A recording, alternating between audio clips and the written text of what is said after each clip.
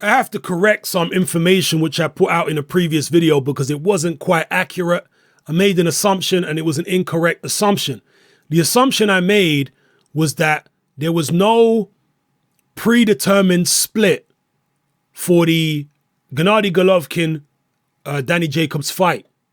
I assumed that because Danny Jacobs was trying to negotiate his split, that there wasn't any predetermined in writing split put in place by the WBA. But that's not the case. There actually is a predetermined split, even for a regular champion like Danny Jacobs is fighting the super champion in Gennady Golovkin. The split is 25% for Danny Jacobs. But in the WBA rules, they apparently have a clause which allows somebody in exceptional circumstances to request a greater split than the 25%. And that's apparently what Danny Jacobs tried to do.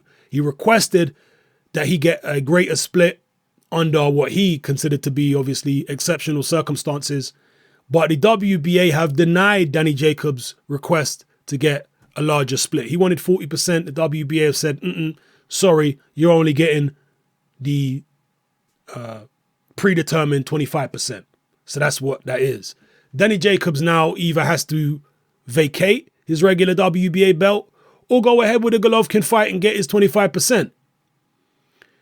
A lot of this now will come down to a purse bid situation though.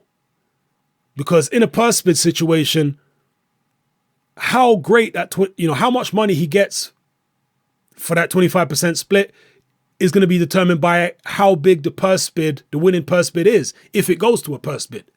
For example, let's say the winner of the purse bid bids $10 million.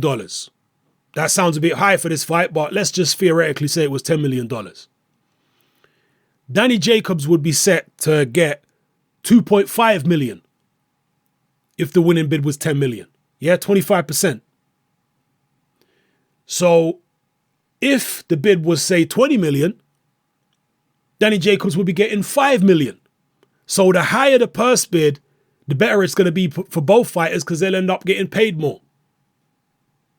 Who's going to put up the biggest bid? Will it be K2 Promotions or will it be whichever promotional entity is representing Al Heyman?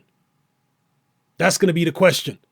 And if the Heyman side of things win the purse bid, they're going to be in control of which network shows the fight.